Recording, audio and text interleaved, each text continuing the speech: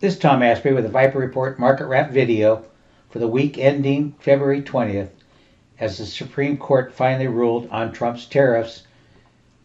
Trump was not a happy camper. Markets had a generally positive reaction.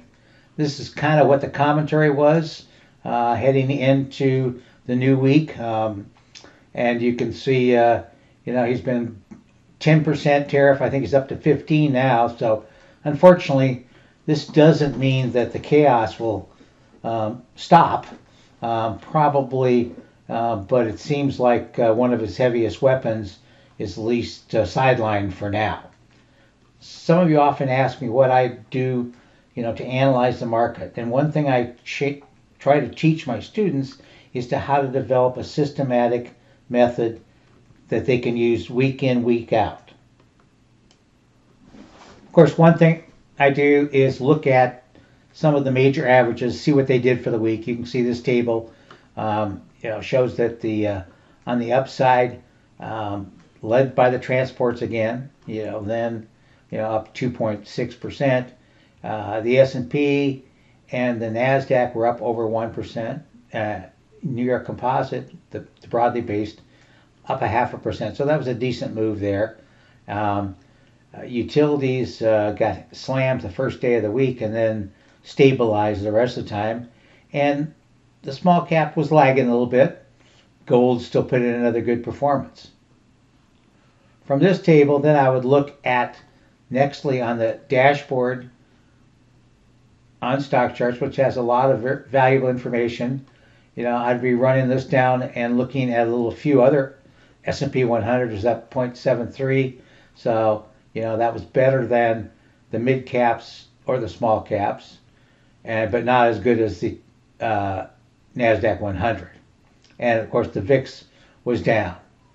Then I look down here and see on a sector on Friday's performance, communication services, consumer discretionary, most of the sectors were higher. Healthcare and energy was down a bit. I also look at this page from the Wall Street Journal. Gives you the last couple of days. You can see the breadth I was watching it Friday every day. It was negative, then positive, then negative, and then finally closed positive, barely. I mean, not 1639, 1114, and slightly negative on 2503 to 2210. More importantly, on a weekly basis, I look at, say, it was moderately positive. 1652, it's been, generally acting better than the market has, as we've been talking about. NASDAQ also positive for the week. As we've been talking about for a number of weeks, S&P is still in this range, though the advanced decline numbers continue to suggest it'll break out above it. And you can see for the week, the S&P 500 AD line, as well as the NYSE All and Stocks Only, also made new lines after this major breakout, in April, after the stocks got dumped below the start bands. A lot of people sold out and unfortunately did not get back in, though we've been trying to encourage them to since May and June. Right up in here, I think that another, significant rally phase is possible, 2 to 4% higher. There are some warning signs, and they haven't gone away. One which, of course, I kind of disagree with is the AAII sentiment. The bulls dropped last week, as did the bears. So the bull-bear ratio went to, minus 2.4%, slight percentage more bearish than bullish. But some people will say that's, probably a negative indication. I think it's more constructive now that the market's kind of gotten corrected down into support. Most people are cautious. They're not, up here there were 20%, more bulls than bears early in the year, and now we're down at the other end of the spectrum.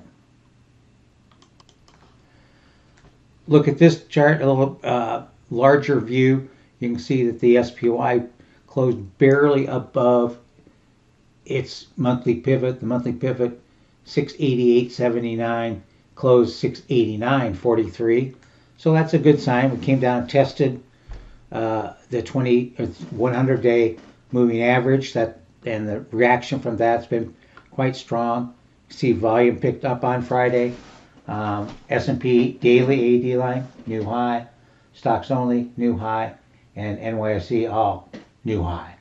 So all that favors the upside. And we can look at where that target might be. The line connecting the tops going back to October now comes right in around about just a little bit above 700, 701.06, which is also the R1 for February. R2 up here is at 710.06. So, we got a little room up there. For the SPY, it's 3%, takes you up to that 710 level. And that's a good positive thing. Small caps also closed higher. This is the IJR, which we're in, and you see the breakout here. I think it could get up to, above the R1 at 135. And if we look at the daily chart of this, we'll probably get a little different idea. See the R1 at 134.64, 137.64. So traders, we get up to that point. We've been taking some profits off in some of the stock positions.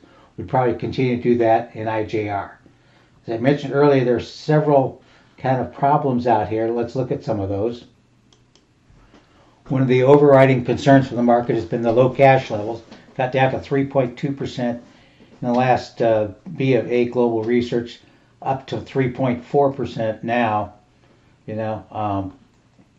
Still way too low, right up in here. As we saw about a year ago in April, it went up to 4.8% from around under 4%. So that I think we still need. Other problem is what I often do is I look at, he says like, sentiment super bullish,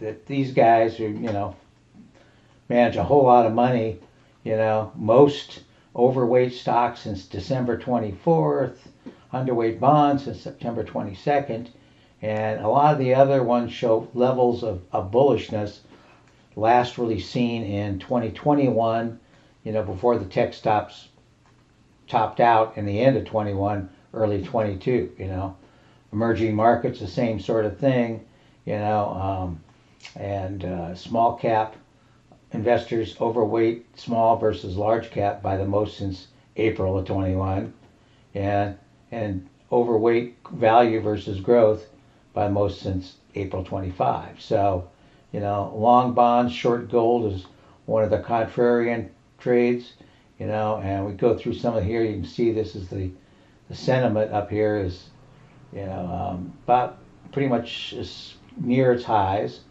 Cash levels near its lows. That's not where you want to be.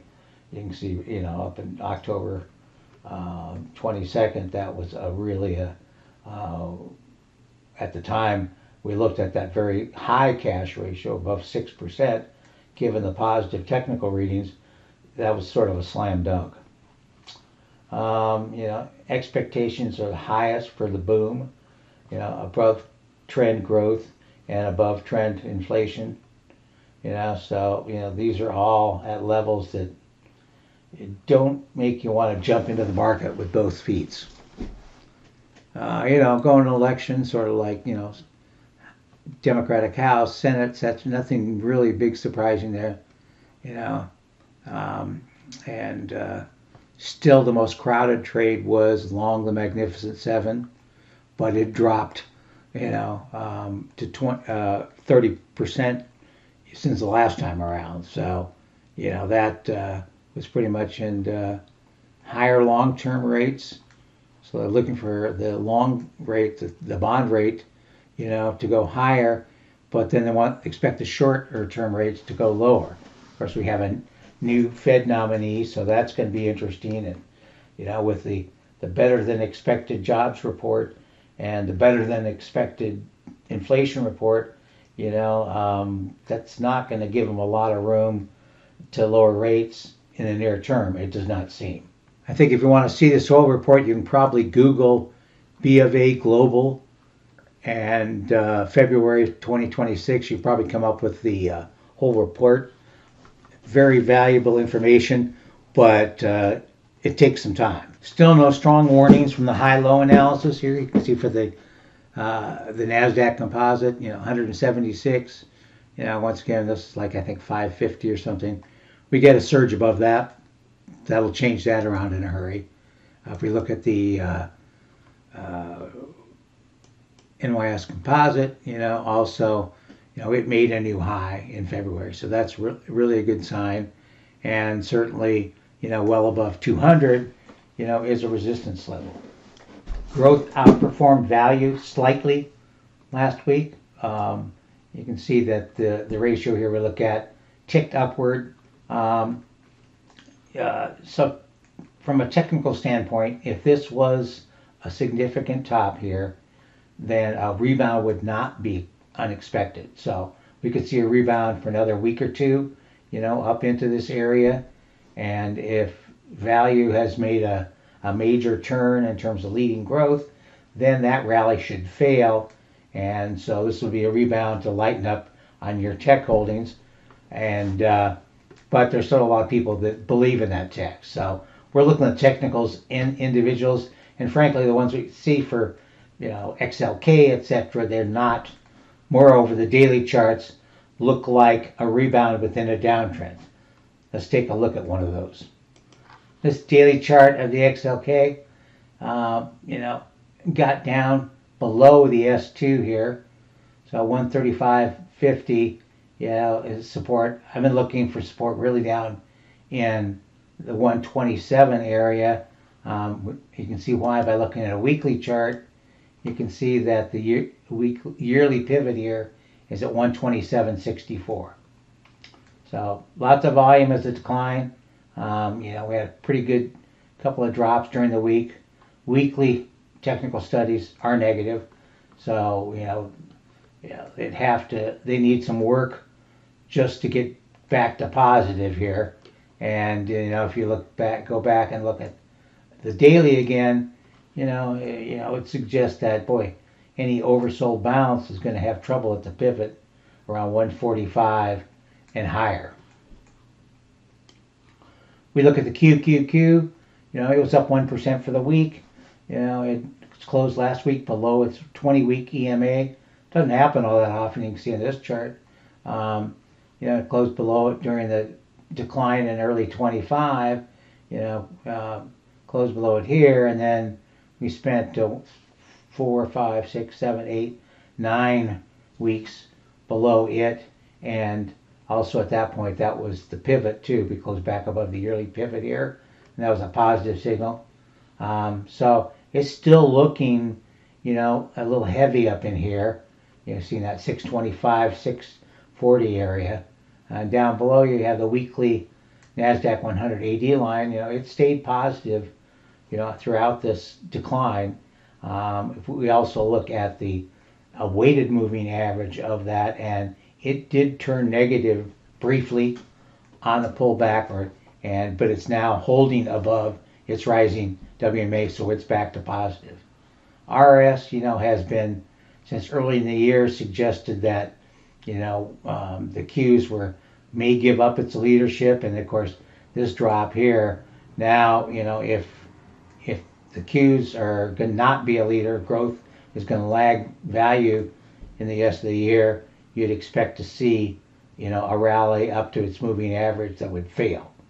If, on the other hand, this is just a pullback in the Qs and they're going to rocket to the upside like they have pretty much since the March 2009 lows, then you'd like to see a strong close above that.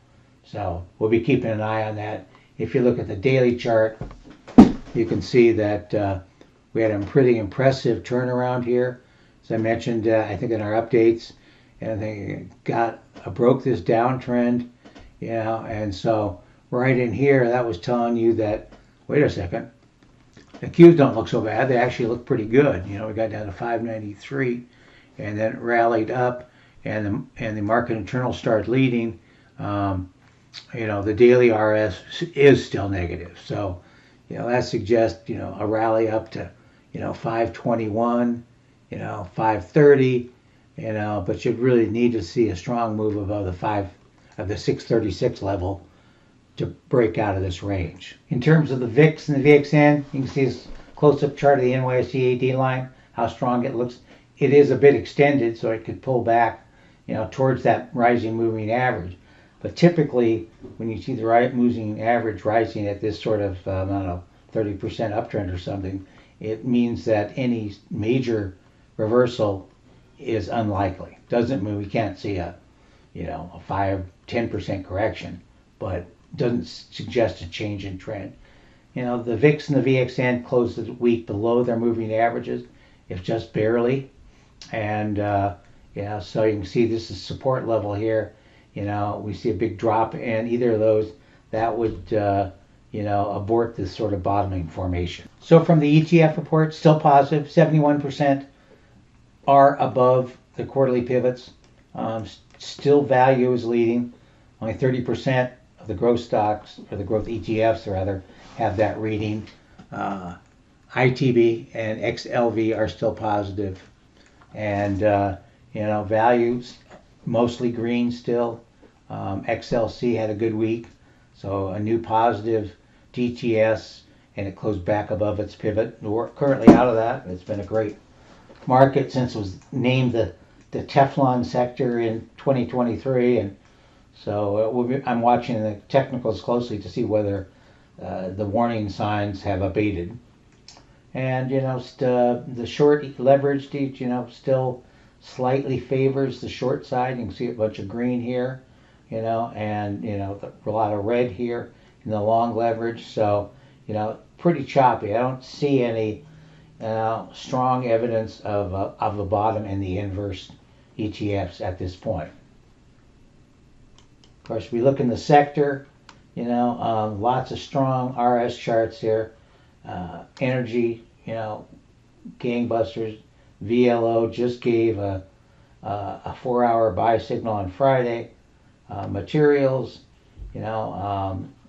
Freeport McMoran, FCX, that's looking really good, like it's going to again resume it on the upside. It's got a daily and a 4-hour, and the weekly and the 3-day were already positive in here.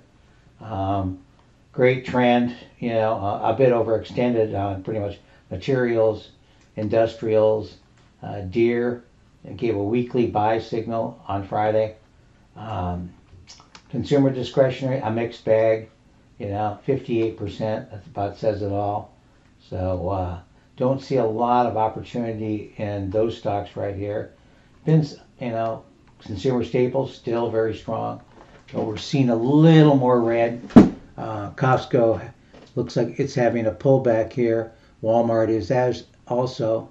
PepsiCo and healthcare. Not as strong as I'd like to see. You can see a smattering of red and not a lot of new green signals. However, I am keeping an eye on the biotech, since it technically looks better. So maybe this is rotation is primarily concentrated in the biotech, and so once their correction is over, the entire healthcare sector will go higher. Financial, 27. American Express, Wells Fargo turned positive. Technology, lots of red. NVIDIA gave a weekly buy signal, or closed above its quarterly pivot, and is positive on the weekly, daily, and 3-day. Of course, it comes out with earnings in the week ahead, so that could be a sign of that it's going to push things higher. Apple also is starting to have a few green, a weekly buy signal there, as well as Cisco and Texas Instruments. So utilities, still trying to buy a pullback in the XLU, missed it by a fraction on Monday, and still would not chase it. I think that looking at that B of A survey, they still don't like the utilities, and they missed some great opportunities in the past few years by not partaking in the the surprising performance of some of the utility stocks.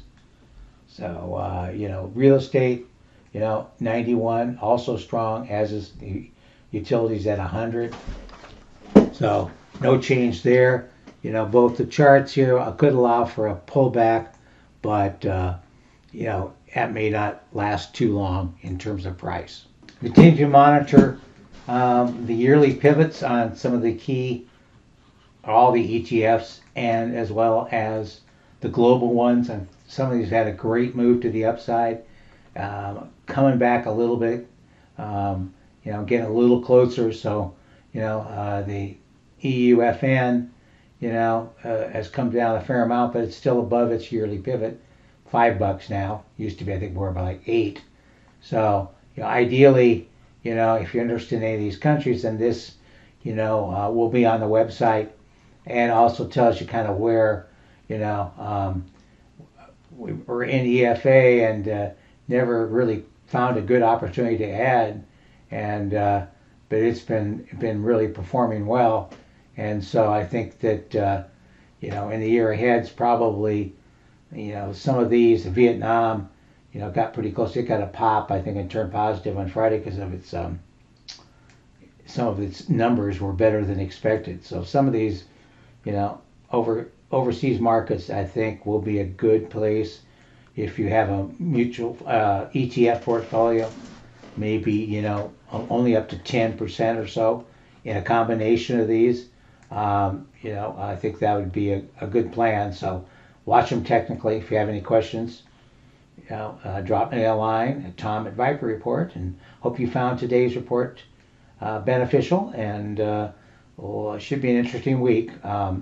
Some more fireworks, and of course we have the State of the Union on Tuesday, so speaking of fireworks. Thank you very much for tuning in.